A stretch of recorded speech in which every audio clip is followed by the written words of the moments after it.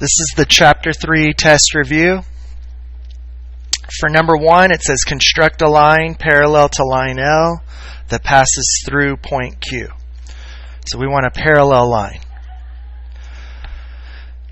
There's many methods to construct the parallel line. What I'm going to be showing is called the rhombus method.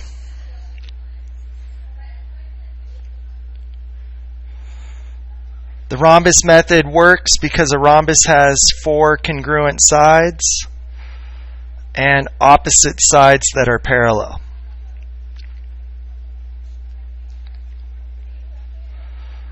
Okay, so since a line never ends, I'm going to extend line L and make it a bit longer.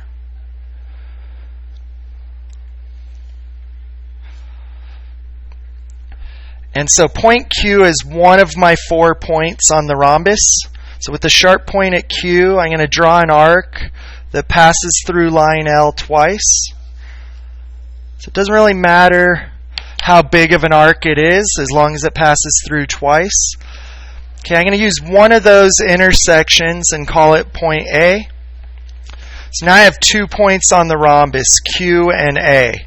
And since a rhombus has 4 congruent sides, the distance between Q and A will be the same as the distance between A and B. So I'm going to put the sharp point at A, and I'm going to draw an arc that crosses line L. And on the arc, I'm going to put point B. It's just a coincidence that it was at the tip of the arrow. Okay, so now I've got 2 sides that are the length of AQ. Okay, and so from point B, I'm going to go that same distance. And so point C is going to land somewhere on that arc. From point Q, I'm going to go the same distance. And so this is point C. Now if I connect Q and C, I should get a line that's parallel to line AB, or line L.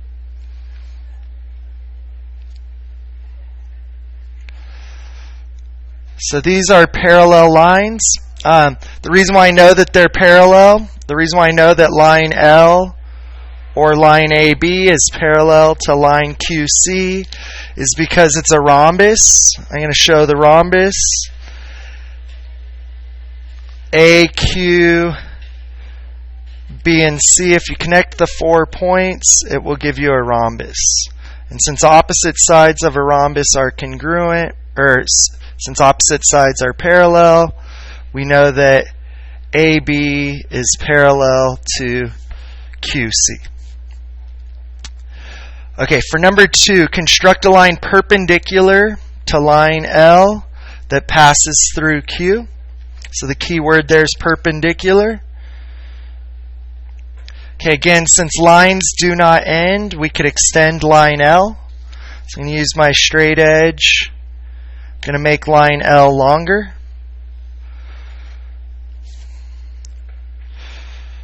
Okay, and so kind of the same first step as we did with the rhombus method. I'm going to put the sharp point at Q, and I'm going to swing an arc that passes through line L twice. So this arc passes through line L twice. Okay, I'm going to label those 2 intersections A and B.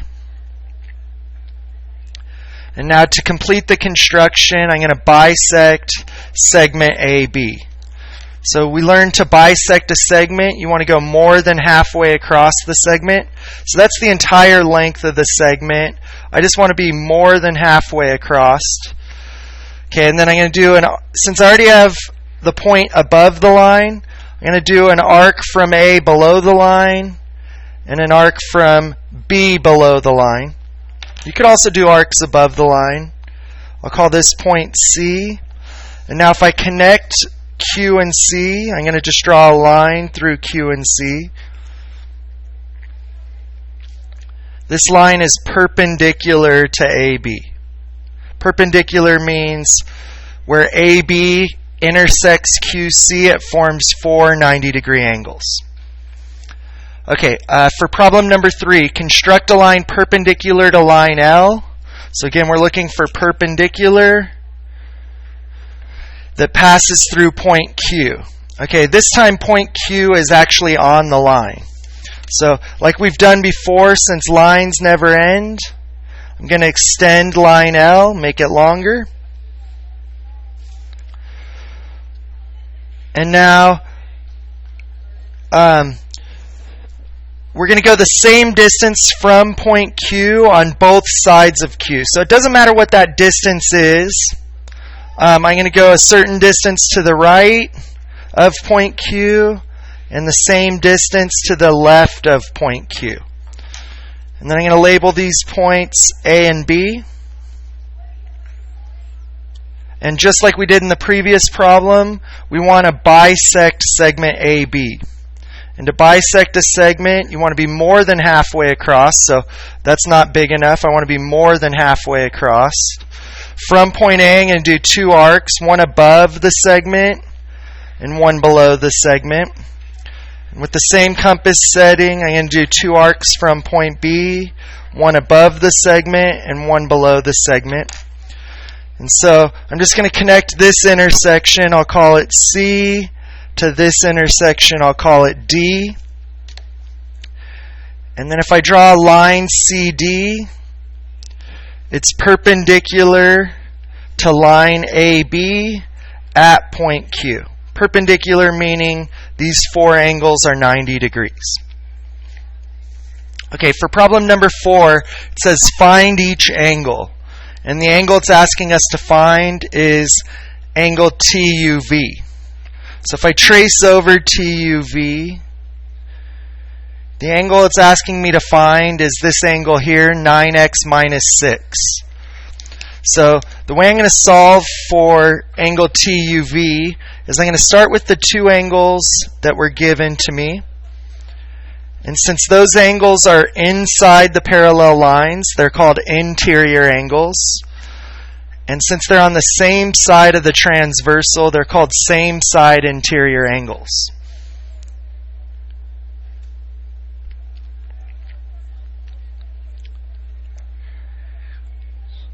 We learned that if the lines are parallel, which they are, then same side interior angles are supplementary.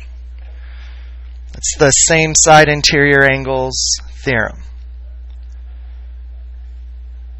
Okay, so supplementary means if we add the pink angles, it should equal 180. So I'm going to say 9x minus 6 plus 3x plus 18. The sum is 180. Supplementary angles add up to 180. Next, I'm going to combine the like terms. 9x and 3x is 12x. Negative 6 and 18 is positive 12. From here, we could subtract 12 from each side. It's the subtraction property of equality.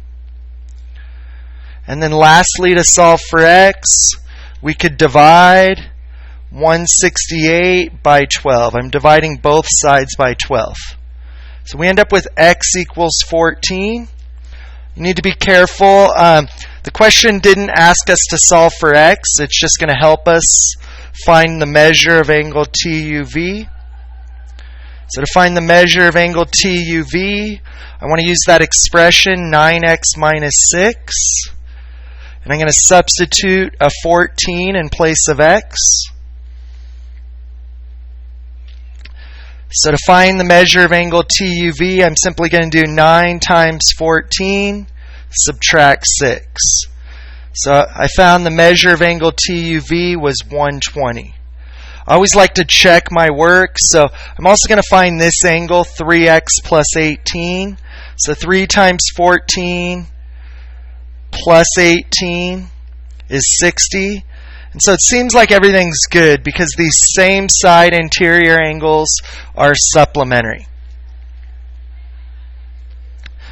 Okay, for problem number 5, find each angle measure. So again, I'm going to trace over angle PQR. And so the angle I'm trying to find is this angle that says 15x. And what's going to help me find that angle are these two angles that I colored in pink. The pink angles, since they're inside the parallel lines, they're interior angles.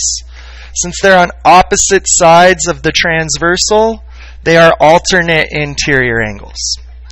So these are alternate interior angles.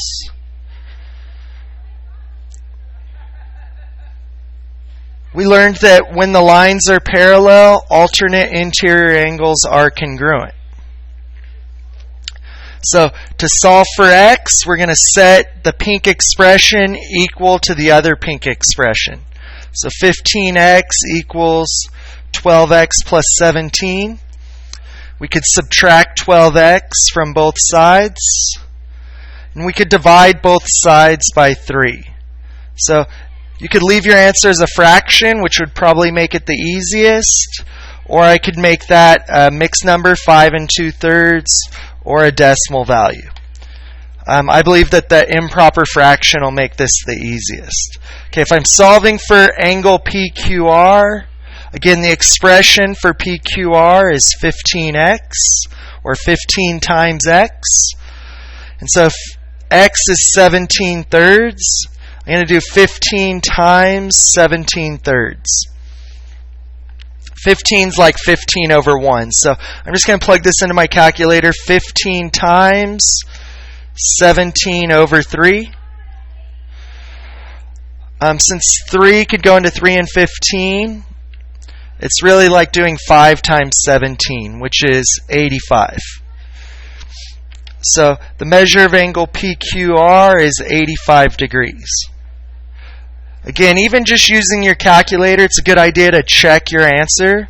So if I use 12x plus 17, 12 times 17 over 3, once I cross cancel, that's like 4 times 17, plus 17, that's like 5 times 17, would also be 85. Okay, and for problem number 6, find the measure of angle ABC. So if I trace over angle ABC, it's this angle with the expression 13x plus 4.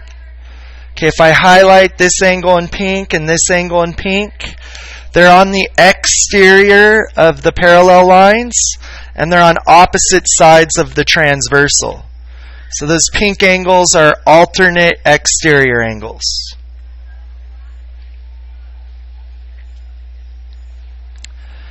The alternate exterior angles theorem tells us that if the lines are parallel, alternate exterior angles are congruent. So since the lines are parallel, these pink angles are congruent. Congruent means equal. So I'm going to set 21x equal to 13x plus 24. We could subtract 13x from both sides. And then we could divide both sides by 8. So we end up with x equals 3. Again, the question was not asking us to find x. So to find the measure of ABC, we could use the expression 13x plus 24, and we could substitute a 3 in place of x. So using my calculator, I'm going to do 13 times 3 plus 24. 13 times 3 plus 24 is 63 degrees. I highly recommend check your answer. So 21 times 3 is also 63. And so these pink alternate exterior angles are congruent. This is Mr. Moraga wishing you a very good SAT day. Bruins, if you want to eat something, please go to the cafeteria now. Cafeteria's been open for about 10 minutes now. Go get something to eat because today there'll be no nutrition. You'll have to wait till lunch.